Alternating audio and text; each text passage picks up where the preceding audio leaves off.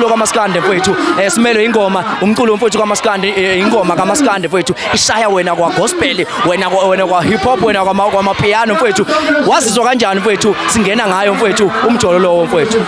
cha mfowethu lapho ngathokozela ukuthi umculo wethu iwona othatha unyaka okwaba into enhle futhi nobhuti futhi naye samhalelisela uthi wenze kahle wawushaya unyaka ngenxa ukuthi uMaskandi nathi uMaskandi mase sibongela ukwenza okuhle so lento akayenza ngathi ngaqhubeka njalo futhi hlezi unyaka nonyaka kuba uMaskandi noma sekwabanye nabanye kodwa hlezi kuMaskandi siyabonga kakhulu khawula kithi so lindelani kulonyaka lo hayi phela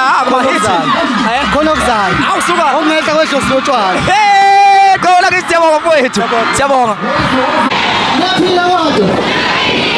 afana nomlingelela ulusanga lo